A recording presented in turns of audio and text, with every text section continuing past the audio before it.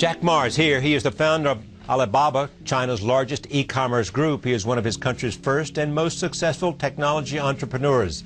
His company runs a host of popular sites, including Alibaba.com, a trade site for small businesses that has more than 50 million users in more than 240 countries.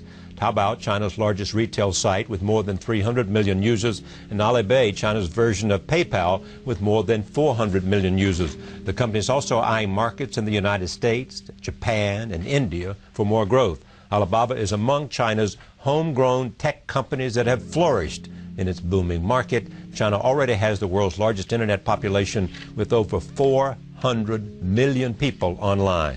I'm pleased to have Jack Ma at this table for the first time. Welcome. Thanks. So tell me how you got involved in technology.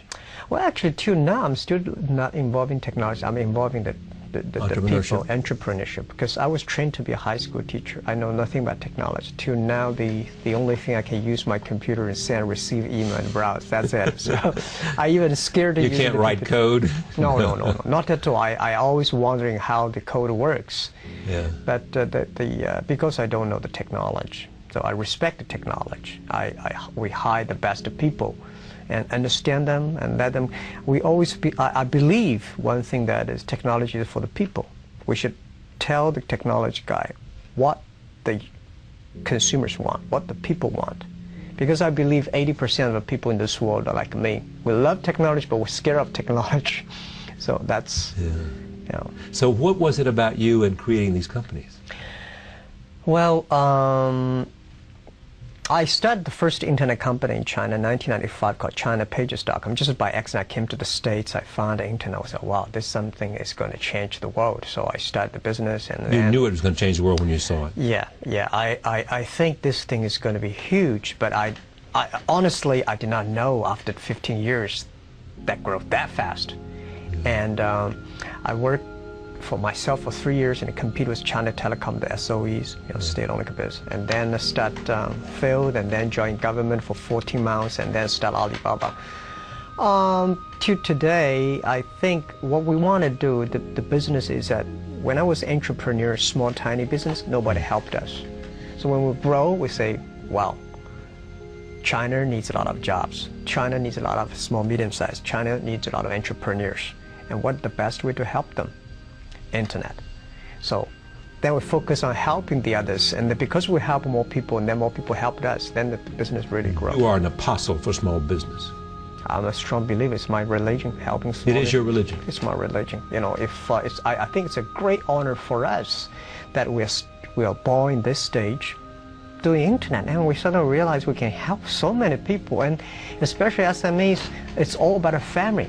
It's all about a family hope. It's all about a family dreams. So, I think I'm very honored that it's just a great honor of this life that you can influence so many families just by using the technology and grow. Where is Alibaba going? Still focus on e-commerce, still focus on SME and consumer market, and I think we become the infrastructure of China e-commerce. E-commerce in the States is a dessert, but in China it's become a main course. Because the infrastructure of doing business in China is so bad, but infrastructure of doing business in the States is so good. So it is very difficult for a pure e-commerce company to grow that big in the States. But in China, because just like mobile phones, 10, 15 years ago, the infrastructure of telecommunication was so bad, and the mobile phone banned in China. Today, e-commerce, same thing. So I think there's the best game in this world is helping SME to make money through the commerce. What do you think your core competence is? I would call it culture.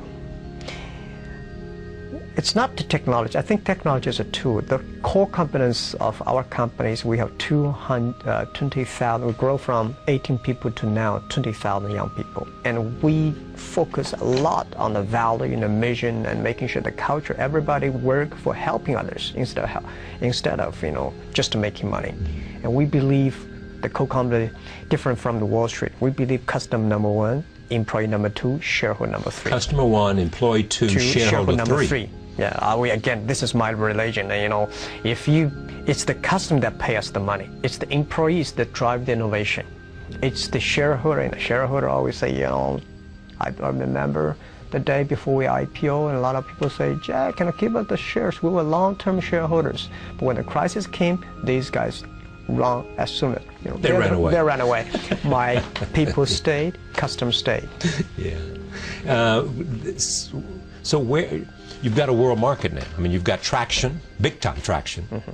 You can look at the world and say, what we do in China, we can do anywhere. Well, or not?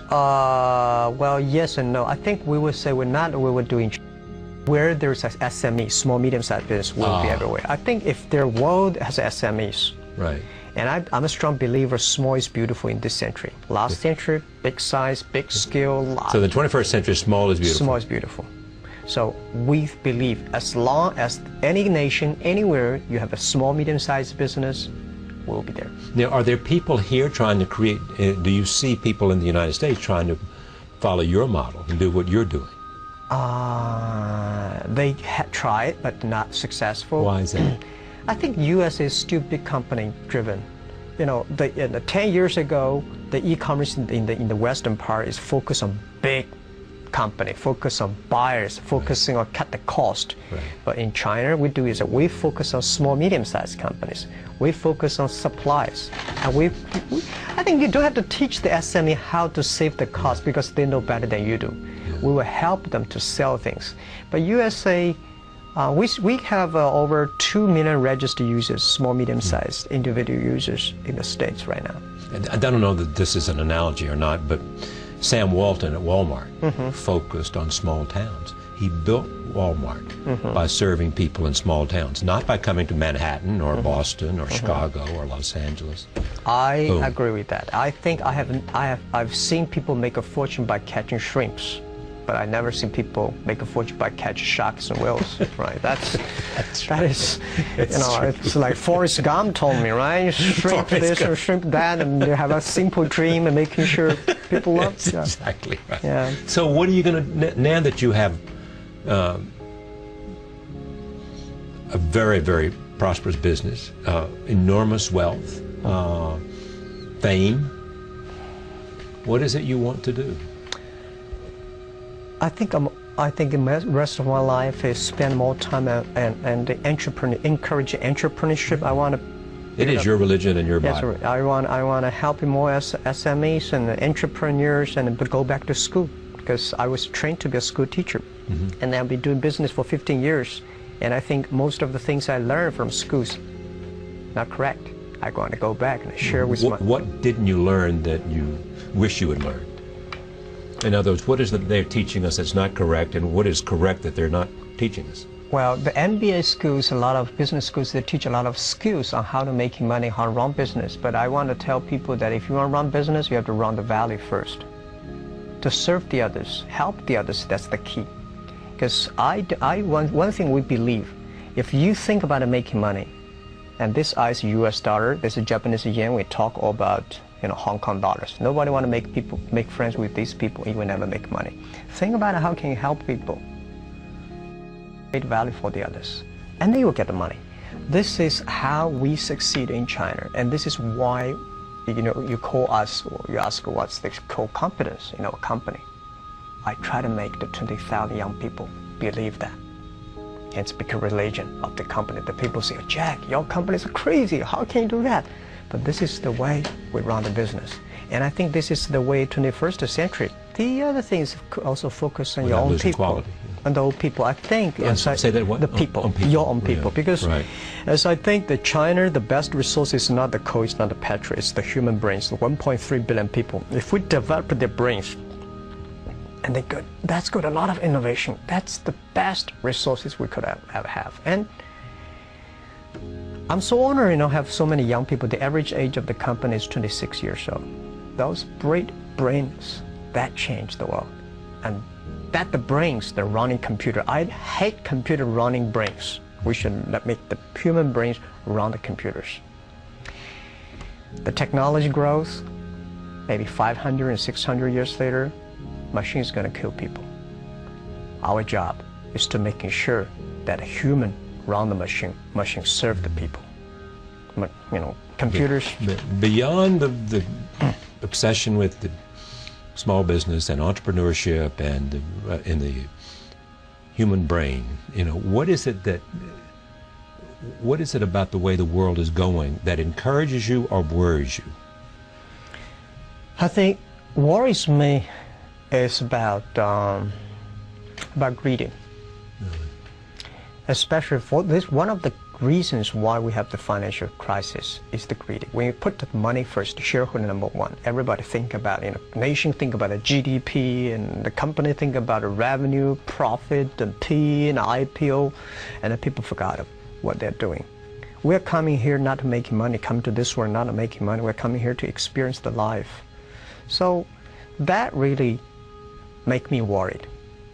And what make me feel excited, I think the young people. The people who born 1980s and 90s, and these people will find back the values because of the crisis. You really believe that? You think we'll have a return to values because of young people? Because the young people, future young people always better. My father was criticized by my grandfather, and my father criticized me, but my father did better job than my grandfather. I did better, and I believe my kids will do better job than us. Nobody can stop it. Mm-hmm. Now, you work all the time, or do you take time for some balance in your life? If you pause, the answer is you have no balance. Right. Yeah, that's right. Yeah. Yeah. So why is that? Because it's so exciting? Because the challenge is now? It's the only life you know? It makes you happy? What? I think because of the excitement, and because I really treasure and honor this opportunity in my life that I can do things. Because I think my father said, if you were born 30 years ago earlier, you would probably be in the prison because the idea you think is so dangerous. Yeah. But today, I think no. He said if you were born 30 years ago, you'd be in prison. Before the Cultural Revolution, I would be in prison. They would have gotten you, yeah. The way you talk, the way you think is so ridiculous. Mm-hmm. But what are the ideas that excite you? Or is it just customers? Customers first. Yeah. Second is the last century, a company, if you want to grow, I believe you should find a good opportunity. But today, this world never lack opportunity. Today, if you want to be a great company, think about what social problem you can solve. It's not to catch the opportunity. It's about solving the social problems. Because company like Alibaba, we're growing so fast, it's very difficult for one opportunity that can make us last.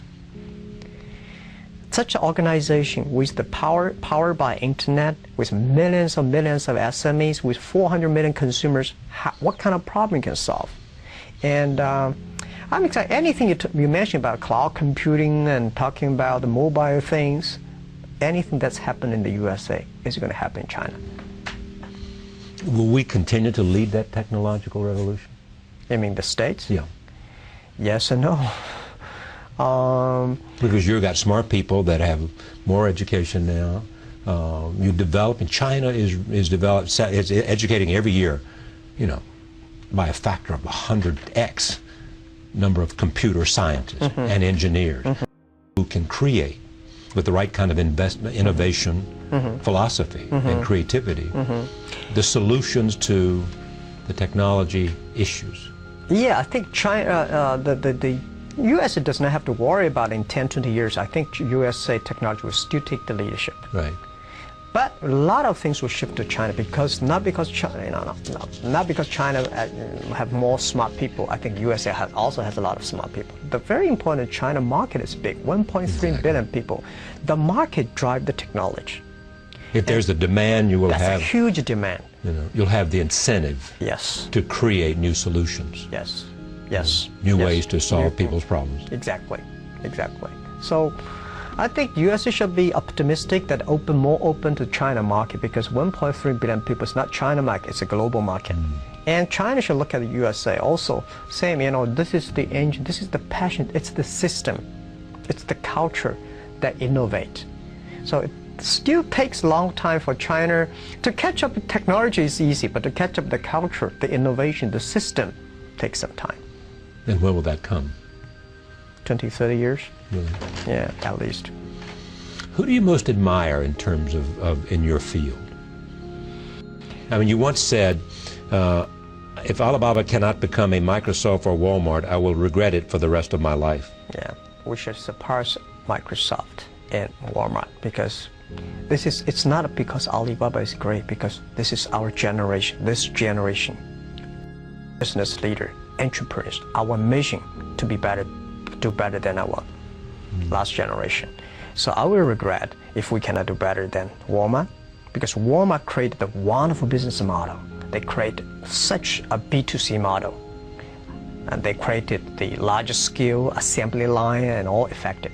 But Taobao and Alibaba, we created C2B, consumer to business. Because of the consumer needs, all the business changed their line. So I think this century gives us young people the opportunity to change the world, to improve the world. You know, that's we have to. I mean, there's no excuse say we cannot do it. We have to do it. I mean, because we have so many brains. Our forefathers already invested so much on education, and it's our time to prove it. Bill Gates and Warren Buffett went to China recently, I think, to talk about their giving pledge, the idea that people who, like yourself, who become very, very rich, will think about, at some point, giving up to 50% of that money away. Idea, what do you think? How do you think the response will be in China? Okay, I think it causes a lot of debates right now in China. I know. Yeah, but my thinking is that first, to me, I never thought the money I have belongs to me. It belongs to the society. When you have a couple of million, you're a rich guy. When you have 10, 20 million, it's a capital. When you have over 100 million, that's the social resources. Right. That's the society give it to you. You guys run it for us. Guardian of it, yes. Yeah, so it's not my money. My personal, I don't think I can spend, I can sleep one bed, I can only 3 dinners. I mean, that's all, right? That's what you do, what is money for? Yeah, exactly. And the second is that today what China needs. You're not going to be happy on a yacht in the Riviera. I think is 200 million jobs. We are a country lack of 200 million jobs. We've got 1.3 billion people, urbanization, and we need a lot of jobs. We need helping a lot of people to create jobs. So today, China, philanthropy and charity and whatever done, I respect. But as people like us, we should use the resources. That's one of the money better. I think we can run the resources better than the government. So how, when we are still young, by supporting the society? And I don't think I will regret when I'm 80 years old, 70 years old, instead of donate money. I should spend the money now. And create jobs. Create jobs. Yes. Create jobs. Yeah, create hopes. You believe that in terms of social good, the best thing you can do is create jobs, because if you have a society in which people have a job and they have a respectable way to earn a living and provide shelter and to provide a means for their children to have a better life, as you said, your father did and your grandfather, and you did than your father. Yeah, and the other thing is investment on the environment protection. The China, you know, I lost 2 great young people last year because of the cancer. They're only 20s. Yeah, when I ask a lot of friends, do you have a friend or relative, anybody cancer? Everybody says, yes, I have a friend or relative. Environment, the water is polluted, the trees, the environment, the whole thing. So we think, this is what it become another religion. If we grow our business but without caring for the environment, we are killing our kids or killing our own future. So this thing is more important today in China than just giving money to somebody and do the thing. So it's not 50%, why not 90%? Why did you call the company Alibaba? I like the spelling, I like the vision, Alibaba Open Sesame. I believe the internet is open sesame, and there is a password that to everybody that you can find great people, you can find great opportunities of business and improve people. That is open sesame story. I love the Alibaba. It saves me a lot of marketing dollars.